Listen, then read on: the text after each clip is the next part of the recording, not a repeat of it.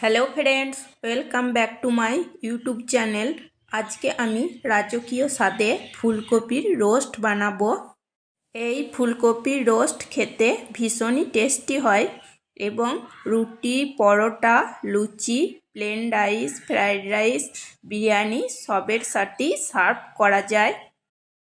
ফুলকপির রোস্ট বানানোর জন্য আমি এখানে একটা মাঝারি সাইজের ফুলকপিকে ডুমো ডুমো করে কেটে নিয়েছি।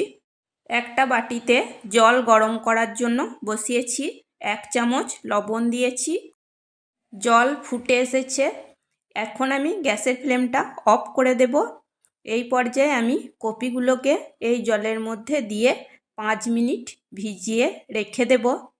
কপিগুলোকে আমি ভাপাবো না, জাস্ট 5 মিনিট আমি এই জলের মধ্যে কপিগুলোকে ডুবিয়ে রেখে দেব।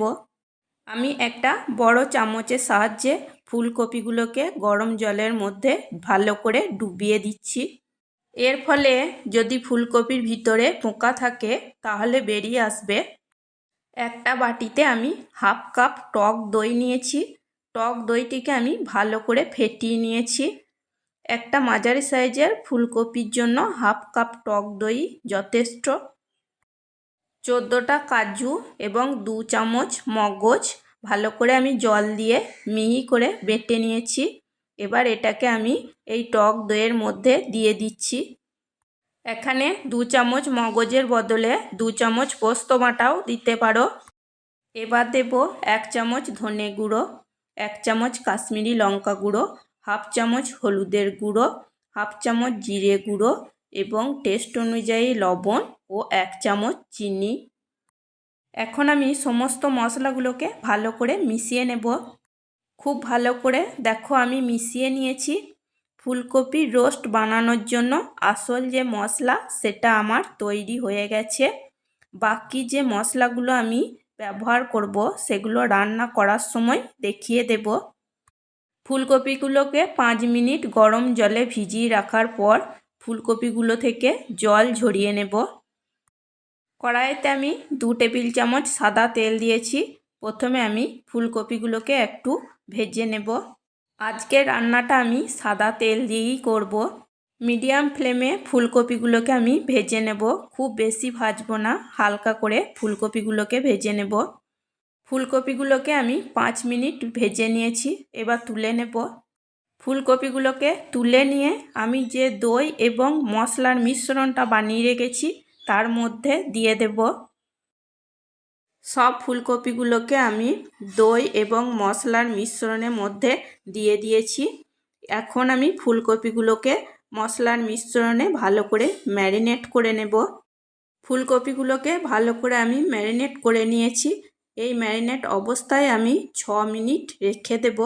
6 মিনিট রেখে দিলেই ফুলকপিগুলো ভালোভাবে ম্যারিনেট হয়ে যাবে। 6 মিনিট পর আমি কড়াইতে 2 টেবিল চামচ সাদা তেল দিয়েছি আর দিয়েছি 1 চামচ ঘি। এই ফুলকপি রোস্ট বানানোর জন্য 1 চামচ ঘি অবশ্যই প্রয়োজন। ঘি সম্পূর্ণভাবে তেলের সাথে মিশে গেছে। এখন দেব 1/2 চামচ জিরে, দেব তেজপাতা, 2টা দারচিনি স্টিক আর 5-6টা গোটা গোলমরিচ, 4টে লবঙ্গ আর 4টে ছোটো এলাচের মুখ ফাটিয়ে দিয়েছি। এবার আমি মশলার একটা সুন্দর গন্ধ আসা অবধি নাড়াচাড়া করে নেব। নাড়াচাড়া করে মশলার একটা মিষ্টি গন্ধ এসে গেছে। 1 ইঞ্চ আদা আর 2টো কাঁচা লঙ্কা আমি মিহি করে বেটে নিয়ে দিয়েছি। আদা এবং কাঁচা লঙ্কার কাঁচা গন্ধ যাওয়া অবধি ভেজে নেব।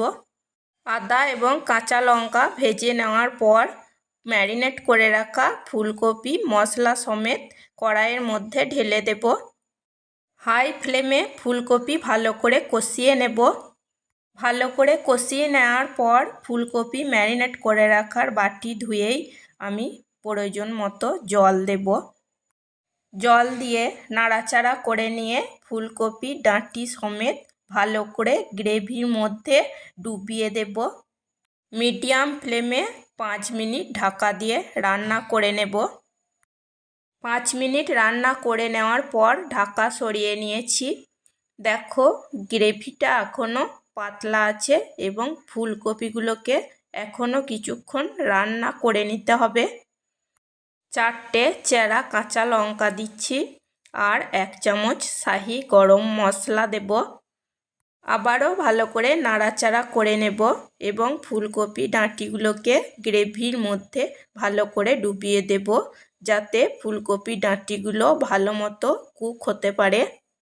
আবারও ঢাকা দিয়ে কিছুক্ষণ রান্না করে নেব। মিডিয়াম ফ্লেমে আমি 8 মিনিট ঢাকা দিয়ে রান্না করে নিয়েছি। দেখো ফুলকপির রোস্ট তৈরি হয়ে গেছে এবং গ্রেভিটাও বেশ মাখো মাখো হয়েছে। এখন আমি গ্যাসের ফ্লেমটা অফ করে দিয়ে 5 মিনিট ঢাকা দিয়ে রেখে দেব। 5 মিনিট ঢাকা দিয়ে রাখার পর ফুলকপির রোস্ট একদম সার্ভ করার জন্য রেডি হয়ে যাবে। 5 মিনিট পর আমি ঢাকা সরিয়ে নিচ্ছি। দেখো ফুলকপির রোস্ট পরিবেশন করার জন্য একদম তৈরি হয়ে গেছে। এই ফুলকপির রোস্ট স্বাদে হবে একদম অতুলনীয়। আমার ফুলকপির রোস্ট বানানো যদি তোমাদের ভালো লেগে থাকে তাহলে আমার চ্যানেলটিকে সাবস্ক্রাইব করবে, লাইক করবে, বন্ধুদের সাথে শেয়ার করবে আর আমার পাশে থাকবে।